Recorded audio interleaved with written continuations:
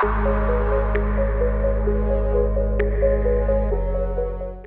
guys, welcome back to Politics Enhanced. Thank you so much for clicking on the video. And today we're going to talk about Kamala Harris and if she is actually a threat to Donald Trump and the Republicans, and if she's more electable or not than Joe Biden. If you haven't already, please like, comment, and subscribe down below as it helps channels like mine grow. And without further ado, let's get started. So folks, today we're going to start with the poly market. This is kind of like a political betting odds for who's going to be president. As you can see, Donald Trump still has the lead, although Kamala seems to have gone up just slightly as opposed to Biden. And you can see the map here. A lot of people think Arizona, Nevada, Georgia, the Sun Belt states are definitely going to be going Republican. That's what they're betting on. But if we look at the Rust Belt, people don't seem to have the same amount of confidence. They're showing Republicans only winning as a 52% chance as opposed to Kamala's 48% chance in Wisconsin, Michigan, and Pennsylvania.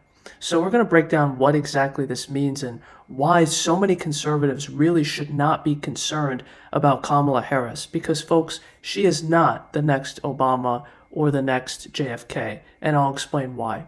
So here we have a graph that shows how popular or unpopular Joe Biden is, and as you can see, his disapproval rating is very high. It's at about 55%. And if we go down here, we can see, even compared to Donald Trump, Trump still has a higher approval rating than Biden at this point in both of their presidencies. So, historically speaking, vice presidents, or at least vice presidential candidates who decide to run for president, are usually always tied to their predecessor. So, what this means is that if people are disappointed in Biden, that's going to leak over to Kamala Harris, as she is tied to the Biden administration. And my proof of this is if you look at Reagan and Bush. Why did Bush win after Reagan? It was unprecedented, and Republicans held 3 presidential terms from 1980 to 1992. And the reason why is because Reagan was very popular, right? If you look at his approval rating, it was in the high 50s. When Bush took over, his approval rating was also actually above Reagan, but, about 60%, 62%. And his approval rating stayed like that for a while. It went up during the Gulf War, and then it crashed, and then Clinton took over. I could also say the same thing about Nixon. Nixon, in 1960, he lost, but when he ran again in 1968 and won, people wanted that Eisenhower era that so many people yearn for from the 50s, despite everything else going on, and including the Vietnam War, which is part of the reason why Johnson dropped out. I also just wanted to add in really quickly that the reason why Biden won in 2020 is because he was tied to Obama's fame and popularity, and among Democrats, Obama is very beloved and he's respected amongst his own party, which is why people voted for Biden in 2020. They wanted essentially a third term of Barack Obama. So all in all, whoever the vice president is, their popularity is going to be tied to their predecessor, the president. And this is not good for Kamala, because if we look at the polls, right, Donald Trump hasn't gone down in his popularity at all. This is the most recent polling we have between Trump and Biden, shows Trump leading by 3.1%, which is pretty good. But a lot of conservatives and people on the right and Trump supporters are worried that because Kamala is doing better, that means we're doomed, that because Trump is only leading by 1.7%, that it's over and that Kamala's going to be president. And to that I say, you need to look at the data and you need to look at the numbers, because that's just simply not true. Donald Trump did not go down at all in the aggregate. He's still leading at 47.9% as of today, July 28th. If you look at Biden, he was leading at 47.9%. So what does that tell you? Donald Trump didn't go down at all in the popular vote. Harris went up. And the reason why she went up probably is one of 2 reasons.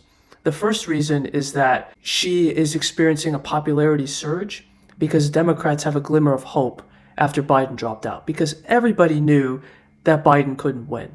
And that's why he stepped down, among other things, but I won't get into that. So Biden stepped down, and the Democrats have a new, younger candidate who they believe could win, and it's inspiring them to get behind her. The Democratic machine is getting behind Kamala Harris, just like they got behind Joe Biden in 2020. However, Donald Trump, his popularity hasn't gone down at all. He's still sitting at about 48%, and he's leading Kamala in the popular vote by 1.7%. So how is it then that Kamala has gone up in the polling despite Donald Trump not losing any momentum at all in the polling? And we're going to look at the electoral map with no toss-ups. And as we can see in the map, Donald Trump is still winning, right? If we look at a state like Wisconsin, Donald Trump is still winning by 0.7%. Now, a lot of people are worried because the polling seems to have gotten closer and it's not exactly favorable towards Trump because he should have, a much bigger lead. That's what a lot of people are saying. But this is simply not true. The Rust Belt and a lot of states have always underestimated the Republicans. I could show you in Pennsylvania, for example, Donald Trump is leading by 3 points. In Michigan, Donald Trump is leading by 1. In Arizona, Donald Trump is leading by 6. In 2020, we never saw that. But forget about 2020.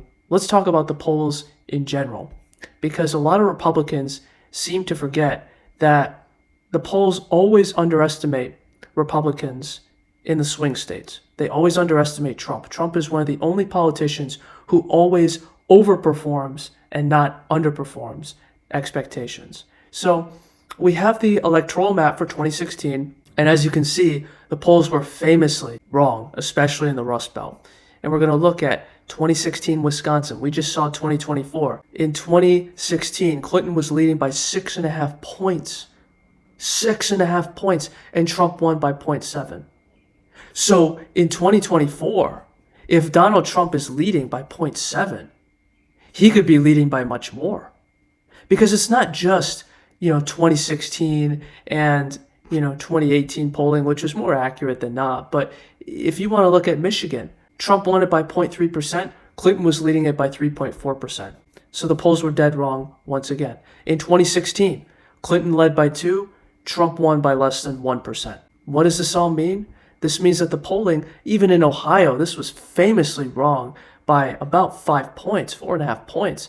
I mean, the RCP had Donald Trump leading by 3.5. He won by 8. He won a majority of the vote in Ohio. So what does that tell us about the swing states? Even if you look at the 2022 generic congressional vote, which was the most recent national election we've had, Republicans outperformed their polling. They were supposed to get 2.5 points. They got 2.8. So it's very hard to poll Republican voters, which is why I urge people to not read too much into the polls, because they always underestimate Republican turnout for the most part. Now, if you want to look at the 2016 election, some states do overestimate the Republicans. But in the Rust Belt, which is where this election will be decided, it underestimates the Republicans by a significant portion. It does not overestimate them. So looking ahead, Kamala Harris does not have the Rust Belt appeal. And I wanted to show her crowd. This was at her first campaign rally. And as you can see, what's something that you notice about this crowd? This was in Milwaukee. But what we can see is that this crowd barely filled up the auditorium. It was not a massive stadium like Trump's rallies. This was a stadium that really, it was like a high school gymnasium or gym.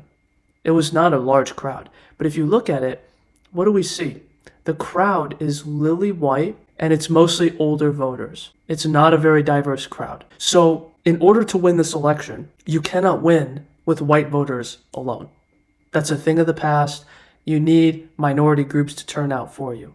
And if we can see in this picture here, there are not a lot of minorities in the crowd. And that's a big problem for Kamala Harris and the Democrats, because in a state like Wisconsin that's going to be decided by 10 to 20,000 votes, you need as much turnout as you can get. So if she's not doing good with minority voters, that's a significant problem. And we're also going to show what that would look like electorally, because this election, if Donald Trump is winning the popular vote, he's doing very good in the swing states, because I've said this many times before in previous videos, but Wisconsin voted to the right of the nation. Here are the 2020 United States results. And as you can see, Biden won by 4.5 points. But when you look at Wisconsin, he won by less than 1 point.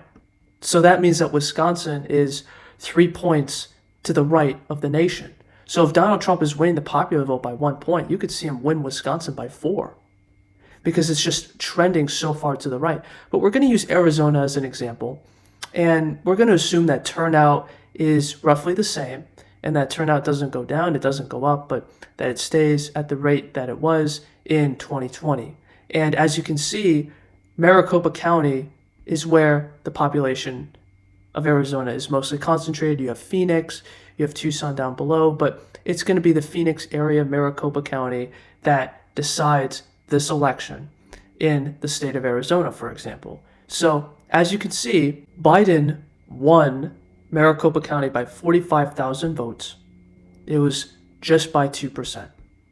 So let's say hypothetically that Trump improves by 2 percentage points in Maricopa County, right? And he cuts the lead of the Democrats by a lot, but they still end up winning Maricopa County by just 4,000 votes, but it shifts 2 points Republican.